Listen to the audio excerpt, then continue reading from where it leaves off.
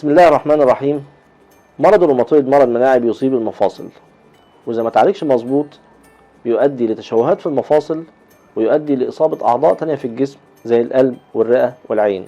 عشان كده الروماتويد لازم يتشخص بدري، يتعالج مظبوط، ونتابعه بانتظام.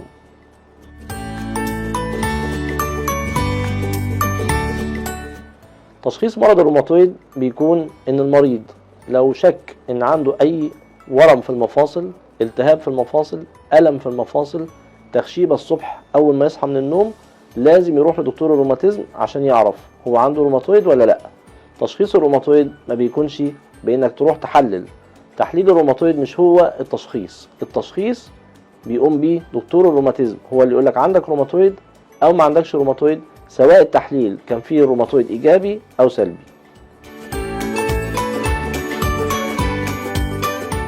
هل كل مرضى الروماتويد عندهم تشوهات؟ الإجابة لأ، مش كل مرضى الروماتويد عندهم تشوهات. في ناس كتير بتيجي العيادة تقول لي أنا ما عنديش تشوهات، يبقى إزاي عندي روماتويد؟ لأن مش كل مريض روماتويد بيحصل له تشوهات. التشوهات كمان مش بتحصل في يوم وليلة، يعني المريض مش بيصحى الصبح يلاقي عنده تشوهات. المفروض إن المريض الأول بيجي له ورم في المفاصل، آلام في المفاصل، تخشيبة في المفاصل، ودي إذا اتعالجت من بدري ما بيحصلش أي تشوهات. التشوهات بتحصل للمريض اللي عنده المرض نشط ومش بياخد الدواء مظبوط. عشان كده لازم ناخد الدواء بانتظام، لان طول ما احنا مسيطرين على الالتهاب والالتهاب ما بيحصلش، معنى كده ان التشوهات مش هتحصل. انما طول ما الالتهابات بتحصل ومتكررة يبقى التشوهات هتحصل في يوم من الايام. مهمة الدواء انه يوقف الالتهاب ويمنع التشوهات.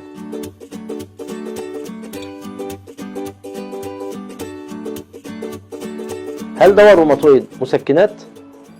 ناس كتير فاكرة ان ادوية الروماتويد عبارة عن مسكنات. الكلام ده مش صحيح.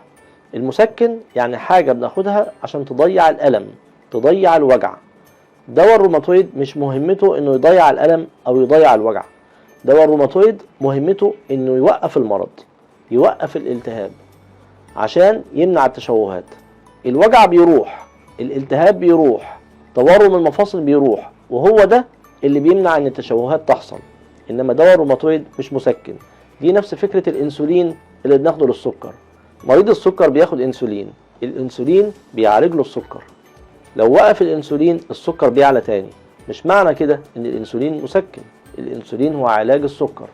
نفس الشيء مريض الروماتويد بياخد دواء الروماتويد عشان يوقف المرض. لو هو ما خدش علاج الروماتويد المرض هينشط تاني. ده مش معناه ان الدواء مسكن، لا، ده معناه ان الدواء بيوقف المرض.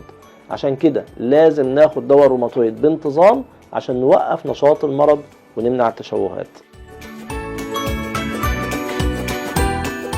هل الكورتيزون حاجة مفيدة ولا حاجة مضرة؟ بقابل ناس بياخدوا الكورتيزون ويفضلوا ماشيين عليه على طول ويقولوا ده مريحنا وعشان كده ماشيين عليه على طول وموقفين بقية الدواء. وبقابل ناس تانية من أول يوم يقولوا احنا لا يمكن ناخد كورتيزون. دول غلط ودول غلط. مش مفروض ناخد الكورتيزون ونمشي عليه طول العمر، ومش مفروض نرفض الكورتيزون ونقول مش اخدين الدواء ده ابدا. الكورتيزون ده دواء. الكورتيزون ماهوش علاج اساسي للروماتويد، انما الكورتيزون بناخده عشان نوقف الالتهاب. كتير بنحتاجه في بداية العلاج، ممكن نحتاجه لمدة اسبوع، اسبوعين، شهر، شهرين، لكن بعد كده لما الالتهاب بيتسيطر عليه وادوية الروماتويد بتشتغل، معظم مرضى الروماتويد بنوقف لهم الكورتيزون تماما وما بنمشيش عليه. عشان كده الطبيب هو اللي يشخص وهو اللي يقول تمشي على الكورتيزون ولا ما تمشيش على الكورتيزون والمدة قد ايه. انما لو المريض اخذ الكورتيزون وفضل ماشي عليه على طول غلط، ولو رفض الكورتيزون من الاول هيمنع نفسه من فوائد الكورتيزون. ادوية الروماتويد نوعين: ادوية بتوقف الالتهاب وادوية بتوقف نشاط المرض. بناخد النوعين من الادوية في بداية العلاج عشان نوقف الالتهاب ونوقف نشاط المرض. بعد فترة المريض بيمشي على الادوية اللي بتوقف نشاط المرض لوحدها، وبيوقف كل الادوية بتاعة الالتهاب اللي بنستعملها عند اللزوم فقط. في ناس بتقول انا اتعالجت من الروماتويد كويس والمرض نشاطه واقف ومع كده في ألم. الألم ممكن يكون لأي سبب تاني، ممكن يكون في حاجة تانية بتسبب الألم غير الروماتويد. زي نقص فيتامين د، او مرض الفايبروميالجيا، او آلام اعصاب، او آلام عضلات. عشان كده لازم الطبيب المتخصص هو اللي يقولك المرض ده حاليا نشط ولا حاليا نشاطه واقف.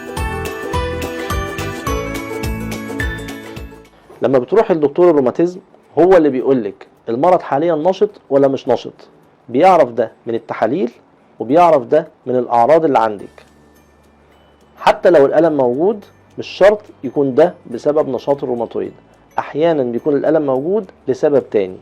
يعني يكون المريض عنده روماتويد ومعاه في نفس الوقت فايبروميالجيا أو التهاب عضلات عصبي، أو يكون المريض عنده روماتويد ومعاه نقص فيتامين د، أو المريض عنده روماتويد ومعاه انزلاق غضروفي في الرقبة أو في الظهر.